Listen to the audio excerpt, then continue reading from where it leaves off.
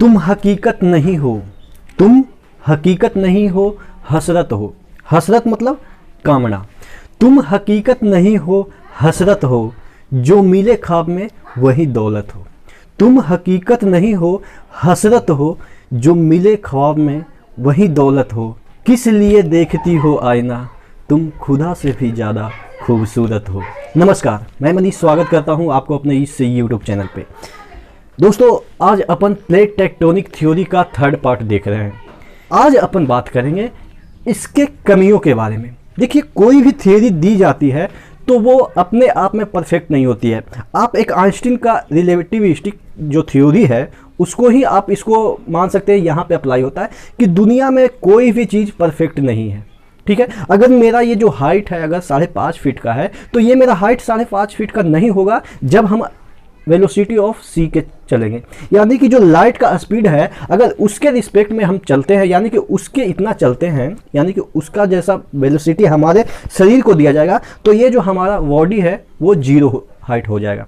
ठीक है, तो ये मतलब कहने का मतलब ये है कि कोई भी दुनिया में चीज़ एब्सोल्यूट नहीं है, यानी कि परफेक्ट नहीं है। कहीं ना कहीं खामियां तो कुछ ना कुछ तो है ही है। जो v = u+at का जो फॉर्मूला दिया गया है वो वहाँ पे काम नहीं करता है। जब आप रिलेटिविस्टिक जो फॉर्मूला आप कह सकते हैं आइंस्टीन का है, वहाँ पे ये काम नहीं करता है, तो यानी कि कहीं ना कहीं वो इम्परफेक्ट ही हो जाता है। उसी तरीके से अगर हम बात करें प्लेट टेक्टोनिक थ्योरी के आलोचना, ठीक है, आज अपन इसके आलोचना पढ़ेंगे, क्रिटिसिज्म पढ़ेंगे और इसका कंपैरिजन पढ़ेंगे जो वेगनर के जो थ्योरी है उससे, क्योंकि ये आपके एग्जाम में पूछे जाते हैं कि वेगनर का जो थ्योरी है और अभी का प्लेट टेक्टोनिक थ्योरी है उसमें क्या सिमिलरिटी है, क्या डिफरेंसेज है, किस तरह से ये चीज़ें आगे बढ़ी वेगनर के बाद। ठीक है, ये चीज़ें कंपैरिजन करने के लिए पूछी जाती है, उसको भी देखेंगे। सबसे पहले हम इसके आलोचना को देखते हैं कि जो प्लेट टेक्टोनिक थ्योरी है उसके क्या क्या क्रिटिसिज्म है। देखिए, कुछ पॉइंट अपन यहाँ पे लिखा है भूगर्भिक प्लेटों की संख्या और मोटाई के बारे में। अभी तक प्लेट टेक्टोनिक ऐसा हम मानते हैं कि 6 प्लेट है, 16 प्लेट है, मतलब कि सब डिवाइड करते हैं, लेकिन ये मतलब कि डेफिनेट नहीं है कि जो हम बोल दिए वही सही है। हमारे दिमाग में ये आया कि चलो 6 तो हमने देखा है, लेकिन और कितने हो सकते हैं ये हमें भी नहीं पता है। जैसे स्टार कितने हैं, हमने बोल दिया कि करोड़ों अरबों हैं, लेकिन कितने हैं काउंट नहीं हमने किया। तो उसी तरीके से जो भूगर्भिक प्लेट है, सपोज ये हमारा अर्थ है, ठीक है, ये 6 टुकड़ों में बटा हुआ है स्टेनोस्फीयर के ऊपर। ठीक है, एक मोटा मोटी ये स्टेनोस्फीयर है, ये नीचे कोर है, तो ये हमने तो 6 बांट दिया, हो सकता है और भी हो। ठीक है, तो इसकी संख्या अभी तक हमने डिफाइन नहीं की है या हमें उतना गहराई तक पता नहीं है कि इसकी संख्या कितनी है। ये इसका फर्स्ट डिमेरिट है। इसी में एक डिमेरिट और है कि इसकी जो मोटाई है वो भी हमने अभी तक एग्जैक्ट मापा नहीं है। होता ना कि अपने हाइट को तो हम माप सकते हैं, लेकिन ये जो प्लेट जो हमने डिवाइड किया कि इतने प्लेट है, प्लेट मूवमेंट कर रहा है, एक दूसरे से टकरा रहा है, अपसारी है, कन्वर्जिंग है, डाइवर्जिंग है, पैरेलल मूव कर रहे हैं, ये सब तो हमने सीख लिया, लेकिन अभी तक हमें इसकी जो प्लेट की मोटाई है वो कितनी है, क्या ये बढ़ती है, क्या ये कमती है, मतलब कि जो डीप में नॉलेज है वो अभी तक हमें इसके बारे में नहीं है। ठीक है, तो ये आपका क्रिटिसिज्म हो गया। इसको अपने लैंग्वेज में बढ़ा चढ़ा कर लिख दीजिएगा, क्योंकि 250 ही जो होते हैं वर्ड्स उसी में सबको कंपाइल करना है। ठीक है, ठीक है, मैं एक मुख्य पॉइंट को लिखा हूं जिससे कि समझाने में आपको दिक्कत ना हो। कितने प्लेट का निर्माण और कितने प्लेट का विनाश हो रहा है यह अज्ञात है। देखिए, प्लेट का निर्माण भी हो रहा है, प्लेट का विनाश भी हो रहा है। प्लेट का निर्माण कैसे हो रहा है, जब 2 प्लेटें फैल रही है, नीचे से मैग्मा आ रही है, उसको जोड़ रही है और ये आगे बढ़ रही है। जैसे कि अगर ये suppose, 1 minute, just wait 1 minute, suppose ये मैग्मा नीचे से जा रही है और ये प्लेट इधर मूव कर रही है, तो ये मैग्मा इसमें जुड़ रही है और ये इधर प्लेट मूव कर रही है, तो ये नीचे से मैग्मा इसके साथ सटते हुए आगे मूव कर रही है। तो यहाँ पे प्लेट का तो निर्माण हो रहा है और एक ऐसा जगह है कि जहाँ पे प्लेटें एक दूसरे के टक्कर खा के एक नीचे जा रही है, तो यहाँ पे विनाश हो रहा है।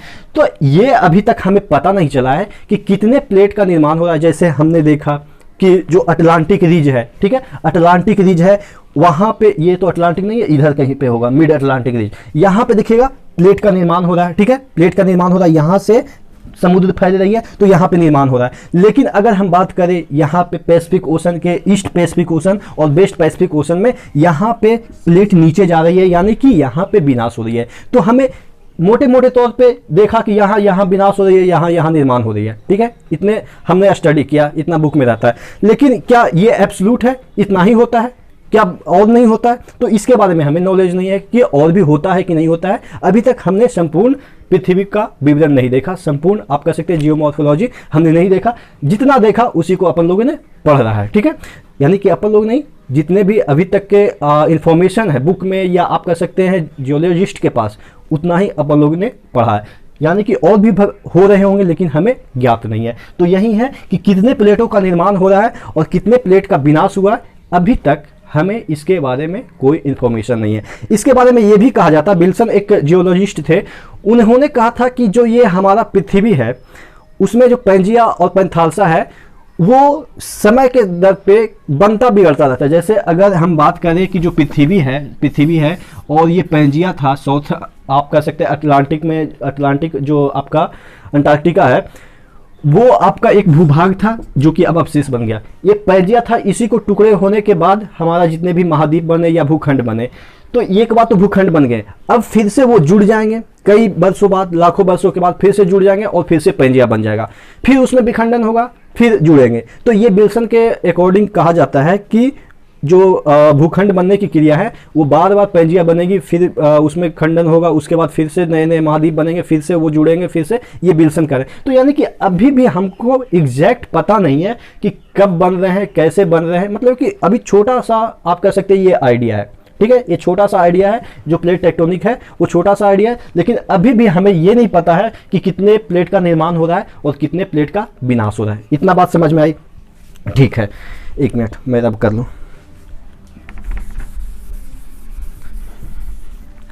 अब तीसरा पॉइंट पे आते हैं, प्लेट में एक गति का अभाव। देखिए प्लेट में जैसे सपोज ये मेरा ये मार्कर है, ठीक है। अगर ये इसका क्या मूवमेंट हो सकता है, इधर जा सकता है, इधर जा सकता है, सपोज इधर भी जा सकता है, इधर, यानी कि यूनिडायरेक्शनल होना चाहिए मूवमेंट। कोई भी भूभाग है, कोई भी प्लेट है, अगर हम भूभाग की बात करें, कोई भी भूभाग है उसका एक ही मूवमेंट होना चाहिए। लेकिन इसमें एक्सेप्शन कहाँ पे देखने को मिलता है, यहाँ पे मिड अटलांटिक रीज यानी कि मध्य जो अटलांटिक कटक है और यहाँ पे कार्लसबर्ग कटक है, ये हिंद महासागर में है और ये अटलांटिक महासागर में है। बीच में आपका एक भूभाग आ गया अफ्रीका का। अब अफ्रीका का भूभाग आ गया तो इधर से भी ये प्लेट इधर मूव कर रही है और इधर से भी ये प्लेट मूव कर रही है इधर। तो यानी कि भाई इसका किधर मूवमेंट होगा, जब एक ही डायरेक्शन में होना चाहिए, या तो अफ्रीका इधर जाए या तो अफ्रीका इधर जाए। लेकिन यहाँ आप देख रहे हैं कि दोनों तरफ से इसको दबाया जा रहा है। और इसमें तो और भी लफड़ा तब हो जाती है जब यहाँ पे एक ट्रेंचेज बन जाती है, गड्ढे बन जाते हैं, ठीक है। यहाँ पे देखिएगा, यहाँ से भी एक आप कह सकते हैं कि रिज तो हालांकि महासागर में बनता है, यहाँ रिज प्रकार का ही एक यहाँ पे अपसारी प्लेट हो रही है। अपसारी मतलब कि फैल रही है, डाइवर्जिंग, यहाँ बीच में गड्ढा हो रहा है और ये वाला प्लेट इधर और ये वाला प्लेट इधर जा रही है। तो आप समझ रहे हैं कि इधर से भी इसको पुश कर रहा, इधर से भी पुश कर रहा और बीच में ये दोनों इधर भाग रहे हैं। तो ये अभी तक समझ में नहीं आ रहा है कि प्लेट का तो मूवमेंट यूनिडायरेक्शनल में होना चाहिए, लेकिन यहाँ तो दोनों तरफ से दबाया जा रहा है और ऊपर से इसको भी। अगर ऐसा होता कि यहाँ पे कन्वर्जिंग प्लेट होते तो यानी कि यहाँ पे अफ्रीका नीचे जा रहा होता, तब तो मान था कि चलो इधर से दबाया तो ये कन्वर्ज कर रहा है प्लेट और इसके अंदर जा रहा है। लेकिन यहाँ पे उल्टा हो रहा है कि ये और डाइवर्ज कर रहे हैं, इधर से दबाया ही जा रहा है, इधर से भी दबाया जा रहा है और ये भी फैल रहे हैं। तो ऐसा अभी तक हमारे जियोलॉजिस्ट हैं वो समझाने में नाकामयाब रहे कि यहाँ पे एक्चुअली में हो क्या रहा है, ठीक है। इन्होंने तो बता दिया कि इधर प्लेटें जा रही है, इधर प्लेटें जा रही है और बीच से भी इधर प्लेटें जा रही है, लेकिन क्यों जा रही है हम अगर लॉजिकली देखें तो ऐसा तो नहीं होना चाहिए, ठीक है। तो ये भी आपके कमी है। एक कमी मैं बात करूं, प्रशांत प्लेट के दोनों किनारे प्लेट का विनाश होता है। यानी कि प्रशांत जो प्लेट है, देखिए ये ईस्ट पैसिफिक ओशन है और ये वेस्ट पैसिफिक ओशन है, ठीक है। बीच में जो भी भूभाग है, यूरेशियन प्लेट और अमेरिकन प्लेट और उसके बाद कैरेबियन जो भी प्लेटें हैं, फिलीपीन प्लेट। अब क्या हो रहा है कि एक प्लेट का सपोज ये प्लेट है, अगर इधर ये कन्वर्ज कर रहा है तो यहां से ये उठ रहा होगा। बात समझ में आ रही है? अगर ये प्लेट इधर कन्वर्ज कर रही है तो इधर से निकलेगी, तभी तो एक जगह से निकलेगी तो दूसरी जगह जाएगी। लेकिन प्रशांत में क्या हो रहा है, पैसिफिक ओशन प्लेट में क्या हो रहा है कि ये इधर से भी कन्वर्ज कर रही है और ये इधर से भी कन्वर्ज कर रही है। यानी कि जो अगर हम बात करें ये पैसिफिक ओशन का प्लेट है, सपोज ये पैसिफिक ओशन का प्लेट है, तो इधर भी ये कन्वर्ज कर रही है, ये जमीन में जा रही है, मेंटल में जा रही है, और इधर से भी मेंटल में जा रही है। तो बीच में कुछ तो रीज होना चाहिए जो कि फैलेगा, तभी इधर से अंदर से निकलेगा, तब इधर जाएगा, और अंदर से निकलेगा तब इधर जाएगा। लेकिन कहीं भी आपने प्रशांत महासागर के बीच में कहीं कटक नहीं देखा होगा, कटक है ही नहीं, मतलब कि अभी तक के स्टडी में कटक कहीं नहीं देखा होगा।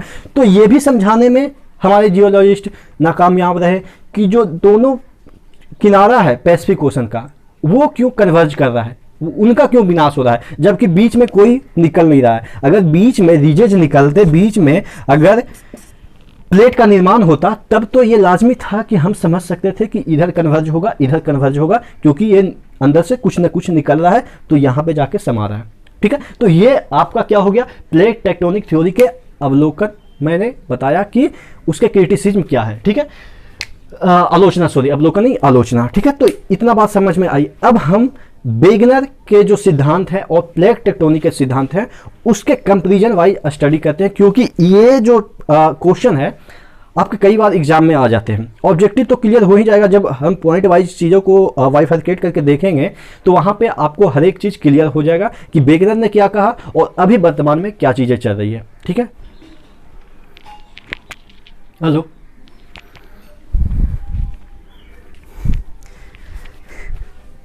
तो अब देखते हैं comparison between Wegener and PPT यानी कि प्लेट टेक्टोनिक थ्योरी। वेगनर ने भी शुरू में बहुत प्रयास किया, क्योंकि किसी के प्रयास से ही अपन धीरे धीरे उसमें इम्प्रूवमेंट लाते हैं। तो वेगनर शुरू में बहुत प्रयास किया, उसके बाद जो प्लेट टेक्टोनिक थ्योरी आई वो इन्हीं वेगनर महोदय के जो थ्योरी थे उन्हीं पे बेस्ड था, यानी कि उनका एक आप कह सकते हैं कि इम्प्रूवमेंट था पीपीटी यानी कि प्लेट टेक्टोनिक थ्योरी। अब थोड़ा सा कंपैरिजन देख लेते हैं, क्योंकि कंपैरिजन ही आपके मतलब कि एग्जाम में भी पूछे जाते हैं। कोई अगर टीचर आपसे पूछेगा तो कंपैरिजन पूछ लेगा कि वेगनर ने क्या कहा था और अभी वर्तमान में क्या हो रहा है। ठीक है, तो अगर पहला पॉइंट की हम बात करें तो पेंजिया का विखंडन आंतरिक कारण से हुआ था, ऐसा वेगनर ने बताया।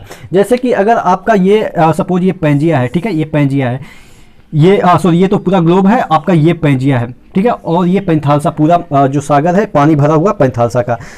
तो यहाँ पे इसके आंतरिक कारण क्या थे ये तो इन्होंने नहीं बताया वेगनर ने, लेकिन ये बोला कि आंतरिक कारण के कारण ये टुकड़े में बट गए और आज का अफ्रीका अमेरिका ऐसा द्वीप बना, ये इन्होंने बताया कि पेंजिया का विखंडन आंतरिक कारण के कारण ही हमारा महाद्वीपों का निर्माण हुआ, इन्होंने वेगनर ने बताया। लेकिन अभी के हम प्लेट टेक्टोनिक थ्योरी में क्या पढ़ते हैं कि जो पेंजिया का जो विखंडन हुआ, पेंजिया तो इन्होंने भी बताया प्लेट टेक्टोनिक थ्योरी में भी कि पेंजिया का विखंडन हुआ, लेकिन कैसे हुआ ये इसके पीछे साइंटिफिक रीजन दी जाती है कि इसमें 20-20 हॉट स्पॉट बने। कहने का मतलब कि अगर ये पेंजिया है, ये सपोज एक पेंजिया भूभाग है, तो इसके अंदर 20 हॉट स्पॉट बने। और हॉट स्पॉट क्या होता है, जो कि प्लेट टेक्टोनिक थ्योरी में क्या बताया गया कि पेंजिया का जो विखंडन हुआ वो लगभग 20 हॉट स्पॉट के कारण हुआ। और हॉट स्पॉट क्या होता है, हॉट स्पॉट स्टेनोस्फीयर में जो मैग्मा होता है, पिघला हुआ मैग्मा, वहाँ पे एक ऐसा पॉइंट होता है जिसके थ्रू मैग्मा ऊपर की ओर बढ़ने लगती है, कन्वेक्शनल करंट बनाती है, वही हॉट स्पॉट होता है। जो कि पिछले लेक्चर में भी मैंने बताया था कि अगर ये स्टेनोस्फीयर है और ये आपका लिथोस्फीयर है और ये आपका स्टेनोस्फीयर है और ये लिथोस्फीयर, यहाँ पे मैग्मा तैरता हुआ है, ठीक है, यहाँ पे सपोज एक हॉट स्पॉट बना, ये लिथोस्फीयर है, ठीक है, यानी कि आपका आप कह सकते हैं कि जमीन का टुकड़ा या पेंजिया है सपोज।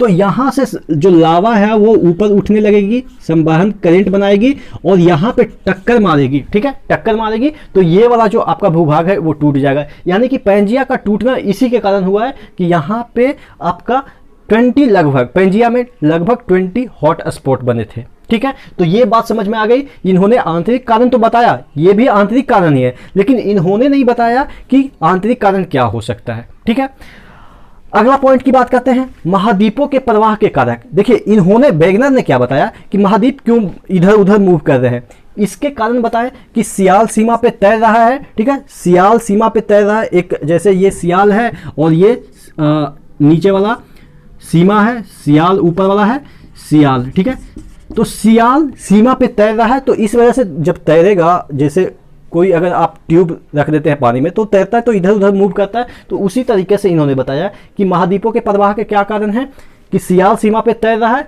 ठीक है, यानी कि ये प्लवनता का इन्होंने सिद्धांत दिया कि सियाल सीमा पे तैर रहा है इसलिए मूव कर रहा है। और चंद्रमा का ज्वारीय बल, चंद्रमा का ज्वारीय बल का मतलब इन्होंने बताया कि अगर ये पृथ्वी है, सपोज ये पृथ्वी है और ये चंद्रमा है, सपोज ये पृथ्वी है और ये चंद्रमा है, तो चंद्रमा का ज्वारीय बल, यहाँ पे ज्वारीय बल यानी कि इसको अट्रैक्ट कर रहा है, जिसकी वजह से यहाँ पे जो भूखंड हैं वो इसकी ज्वारीय बल के कारण मूव कर रहे हैं, ठीक है, ज्वारीय बल के कारण मूव कर रहे हैं। हालांकि ये वाला जो चीज़ें हैं वो बिल्कुल गलत है, क्योंकि चंद्रमा का ज्वारीय बल इतना पावरफुल नहीं है कि किसी महाद्वीप को वो प्रवाह करवा पाए। जब तक 1000 करोड़ अगर अभी वर्तमान में चंद्रमा है उससे भारी ना हो, तब तक ये वाला आपका ज्वारीय बल काम नहीं करेगा किसी भी चीज़ को मूवमेंट कराने में। नहीं तो क्या हम लोग उसके चंद्रमा के ज्वारीय बल के कारण हम लोग इधर उधर डोलते रहते। जब हम लोग नहीं, जो छोटे मोटे कण हैं वो नहीं डोल रहा है, तो आप समझ सकते हैं कि महाद्वीप को कैसे वो घसका सकता है या खसका सकता है, ठीक है।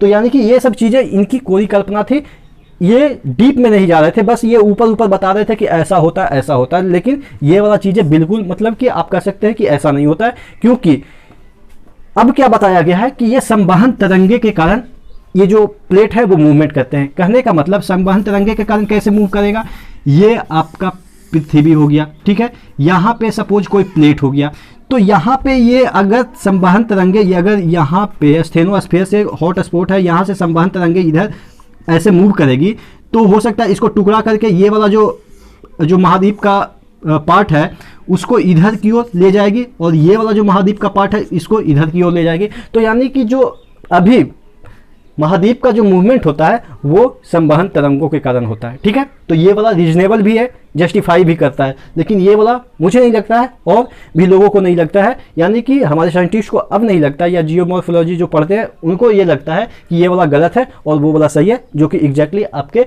पीपीटी में बताया गया, ठीक है। अगर अगला बात करें, सियाल सीमा से टकराकर रॉकीज और एंडीज पर्वत बना, ठीक है। पहले तो इन्होंने बताया कि सियाल सीमा पे तैरता है। जब सियाल सीमा पे तैरता है, एक दूसरे के ऊपर तैरता है, तो टकराएंगे कैसे भाई? टकराहट तो इस तरह से होती है ना, तो अपने ही बातों को कंट्राडिक्ट कर रहे हैं कि सियाल सीमा से टकरा के रॉकीज, जैसे कि हमारा नॉर्थ अमेरिका है और साउथ अमेरिका है, यहाँ पे रॉकीज, यहाँ पे इंडीज पर्वत का निर्माण हुआ। तो इन्होंने बताया कि सियाल सीमा से टकरा के रॉकीज और इंडीज पर्वत का निर्माण हुआ है, ठीक है। ये तो ऐसे ही गलत हो गया, क्योंकि अपने खुद के स्टेटमेंट था कि सियाल सीमा पे तैरता है, उसको कंट्राडिक्ट कर रहा है, तो ये ऐसे भी। लेकिन अगर हम पीपीटी की बात करें, यानी कि प्लेट टेक्टोनिक थ्योरी की बात करें, तो ये रॉकीज पर्वत, एंडीज पर्वत, हिमालय पर्वत, इसका उत्पत्ति कैसे हुआ, इन्होंने प्रॉपर एक रीजन दिया कि जैसे कि नजका प्लेट, प्रशांत प्लेट जब टकराती है, अविचलित होती है अमेरिकन प्लेट से, तो वहाँ पे एक प्लेट नीचे चली जाती है और एक प्लेट ऊपर मलबा के रूप में ऊपर उड़ जाती है, जिसके कारण आपका ये जो रॉकीज है और इंडीज पर्वत का निर्माण होता है। और हिमालय के संदर्भ में पीपीटी में क्या बताया गया, इंडियन प्लेट जब टेथी सागर के मलबा से टकराई तो जाके वो आपका फोल्डेड माउंटेन हिमालय बना। तो ये इसका चर्चा अपन लोगों ने किया है कि हिमालय रॉकीज पर्वत का निर्माण कैसे हुआ है, ठीक है। तो ये वाला जो कारक था कि कैसे मतलब कि ये बना रॉकीज पर्वत इनका वेगनर का, वो तो मतलब कि बिल्कुल गलत ही था। एक होता है कि कैरेबियन द्वीप, जो कि आपके अमेरिका, सपोज ये अमेरिका आपके है, ये आपका नॉर्थ अमेरिका, ये आपका साउथ अमेरिका, यहाँ पे यूरेशियन प्लेट है, ठीक है, और यहाँ पे आपके ऑस्ट्रेलियन प्लेट है। यहाँ पे देखिएगा जापान है, फिलीपींस है, न्यू पापुआ गिनी है, यहाँ पे कैरेबियन द्वीप समूह है।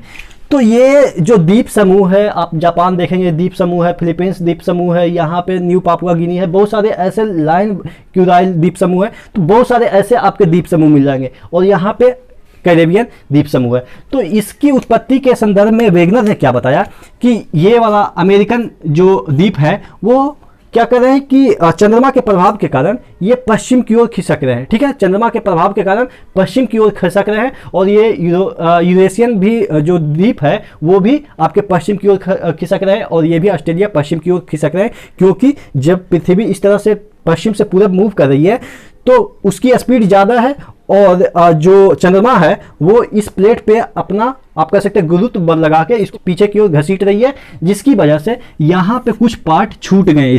इसके जो मुख्य लैंड है अमेरिका के, उसके कुछ पार्ट छूट गए जो कि कैरेबियन द्वीप बना लिए। और यहाँ पे यूरेशियन जो प्लेट है, या आप कह सकते हैं यूरेशियन प्लेट तो उन्होंने नहीं बताया था, यूरेशियन जो द्वीप है उसके कुछ पार्ट यहाँ पे छूट गए, तो वो जापान और फिलीपींस का निर्माण कर दिए। और ऑस्ट्रेलिया के कुछ पार्ट छूट गए तो न्यू पापुआ गिनी का निर्माण कर दिए। तो ये वेगनर ने बताया। लेकिन अगर हम प्लेट टेक्टोनिक पढ़ते हैं तो हमने प्लेट टेक्टोनिक में क्या बताया था कि यहाँ पे प्लेटों का अभिसरण होता है। जापान कैसे बना है, प्लेटों का अभिसरण होता है। तो जो मलबा होता है, समुद्री मलबा, वो जब ऊपर उठ जाती है, एक प्लेट नीचे गई और एक प्लेट इसके ऊपर चढ़ जाती है, तो ये जो मलबा होता है, समुद्री मलबा होता है, वो जब ऊपर ज़्यादा उठ जाती है तब जाके आपका जापान, फिलीपींस, कैरेबियन द्वीप का निर्माण होता है। तो ये वाला जो रीजन है वो रीजनेबल है, ठीक है, जस्टिफाई भी करता है। लेकिन ये कह रहे हैं कि पीछे छूट गया तो ये नया द्वीप बन गया, ऐसा नहीं है। कैसे बना, आपको पीछे भी मैंने पढ़ाया था कि ये सब द्वीपों का निर्माण कैसे हुआ है। अगला पॉइंट है पेंजिया का विखंडन एक बार की घटना है। जैसे वेगनर ने बताया, वेगनर ने क्या बताया कि पेंजिया जो ये था, पेंजिया एक बार विखंडित हो गया, अब ये द्वीप बन गए, अब ऐसा ही रहेंगे, वेगनर ने कहा। लेकिन अभी का जो पीपीटी थ्योरी है, ठीक है, उसके तहत क्या है कि पेंजिया का जो विखंडन तो हुआ, ठीक है, लेकिन ये फिर से कई वर्षों के बाद फिर से पेंजिया बन जाएगा और फिर से विखंडन होगा, फिर से पेंजिया बन जाएगा, क्योंकि एक दूसरे से टकरा के निर्माण हो रहे हैं, विनाश हो रहे हैं। तो इस थ्योरी के अनुसार ये वाला चीज़ें पेंजिया का बनना सतत है, यानी कि फिर से बनेगा पेंजिया, फिर से विखंडित होगा, फिर से बनेगा। और विल्सन ने भी ऐसा कहा था कि पेंजिया का जो विखंडन है वो तकरीबन 8 बार हो चुका है। समझिए कि भविष्य में भी हो सकता है, हम लोग तो नहीं रहेंगे, लेकिन भविष्य में ऐसा माना जाता है कि पेंजिया फिर से एकजुट हो जाएगा। आशा करते हैं आपको पीपीटी यानी कि प्लेट टेक्टोनिक थ्योरी के बारे में जितना कंसेप्ट होता है वो मैंने 3 लेक्चर में लगभग कवर कर लिए। अब इससे मुझे नहीं लग रहा है कि कहीं अलग प्रश्न पूछे जाएंगे, ठीक है। तो इस तरह से बने रहिएगा चैनल के साथ। नेक्स्ट वीडियो में नेक्स्ट अपडेट के साथ मिलते हैं। हाँ, आपका जो पॉलिटिकल साइंस है उसका भी लेक्चर पैरेलल चल रहा है। एक लेक्चर इसका चलेगा यानी कि ज्योग्राफी का, तो एक लेक्चर पॉलिटिकल साइंस का चलेगा, क्योंकि एक ही चीज़ पढ़ते पढ़ते आदमी बोर हो जाता है। तो बीच बीच में मतलब कि एक दिन ये एक दिन वो आपको मिलता रहेगा, ठीक है। तो नेक्स्ट वीडियो मिलते हैं, तब तक के लिए धन्यवाद।